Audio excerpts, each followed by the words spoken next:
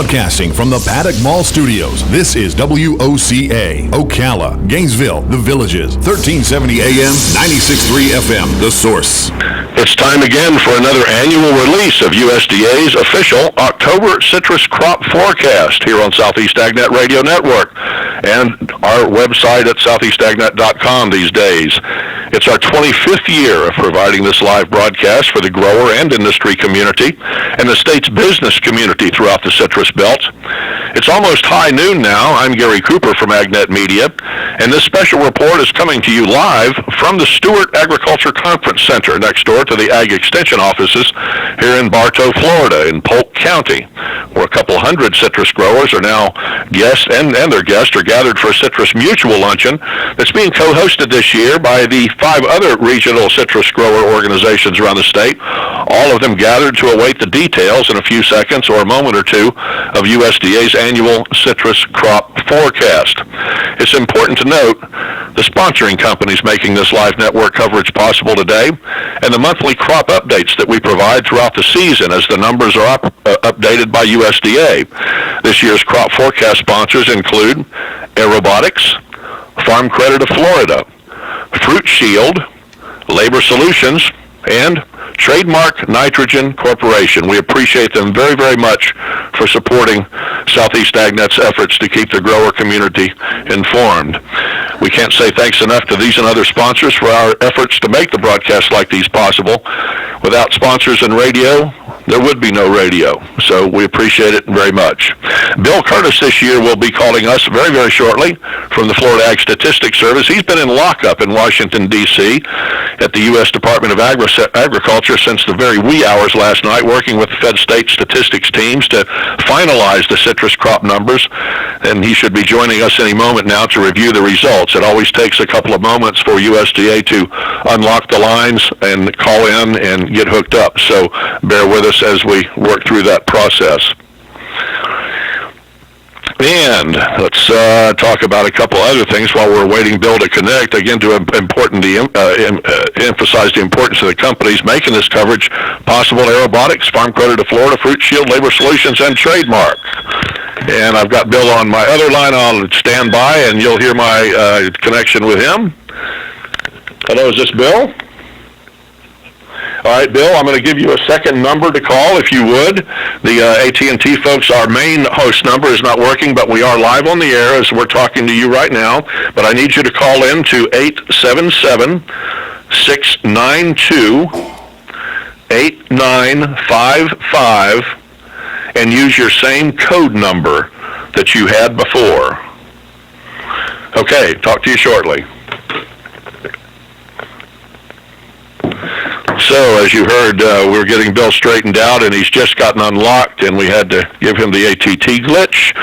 And this is our 25th year for this live broadcast, and that is the first glitch that I recall having. I had the Whistle Dixie one year when the USDA's new phone system went down when they flipped the switch, and there was a spark, and they had to rewire it over a moment or two. So hopefully Bill will be joining this line just shortly. But as I say, for those who aren't aware of how this works, all the crop forecasts come out today, cotton, many, many others, and they all go into lockup the night before.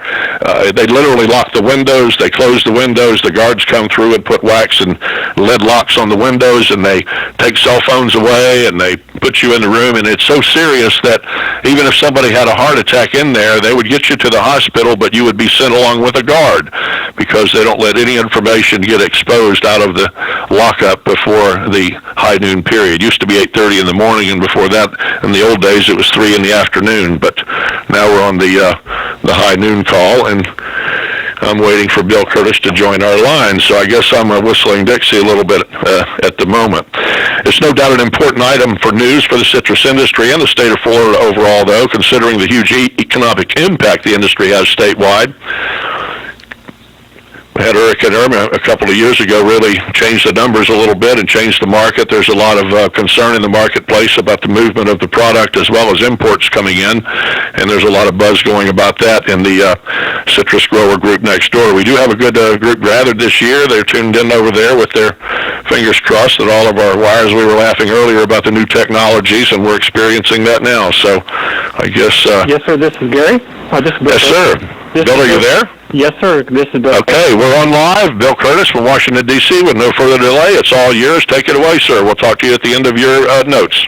Okay, thank you. And I'll go ahead and read the crop forecast numbers for the 2019-20 season. And I'll start with the non-Valencia oranges. In Florida, 32 million boxes. In California, 38 million boxes. In Texas, 2,050,000 boxes. The total non-Valencia oranges is 72,050,000 boxes. Moving on to the Valencia oranges, in Florida, 42 million boxes. In California, 9 million boxes. In Texas, 650,000 boxes. Total Valencia oranges is 51,650,000 boxes. For all oranges for Florida, 74 million boxes. California is 47 million boxes. Texas, 2,700,000 boxes for a total of 123,700,000 boxes of oranges. Moving on to the grapefruit. The Florida all grapefruit number is 4,600,000 boxes. And that's broken down between the red grapefruit, 3,900,000 boxes, and the white grapefruit, 700,000 boxes. California, 4,200,000 boxes. Texas, 5,700,000 boxes. The total grapefruit is 14,500,000 boxes. The last category is going to be the tangerines and tangelos. Florida all tangerines and tangelos is 1,050,000 boxes. California is 23 million boxes for a total tangerine of 24,050,000 boxes. Well, Bill, did you see anything special or that stands out to you in terms of the fruit size or anything that you might want to note in closing on the Florida crop count? Yes, there is. First of all, the trees are slightly up on the all oranges of about 1%, and that's because of the Valencia oranges is a 2% increase. As far as the trees, the piece of fruit on the tree, there's less fruit on the orange trees this year, both in the non-Valencia and the Valencia category, but I think the increase can be attributed to less piece of fruit per box. So it's sized up a little better this year, and we expect a better size than we had last year on both the non-Valencia and the Valencia oranges. All right. Bill Curtis from Florida Ag Statistics. Sorry about the glitch at the front end, but you got in there pretty quick, so we can't say enough thanks to you for today's broadcast. Also, our radio stations, thanks for your patience, as always, for this 25th year, a quarter century of live broadcast, and we couldn't do it without the sponsors. So once again, we want to thank our sponsors, Aerobotics, Farm Credit of Florida, Fruit Shield, Labor Solutions, and Trademark Nitrogen Corporation. From Bartow, Florida, I'm signing off. Gary Cooper, Southeast Agnet. Thank you, Gary.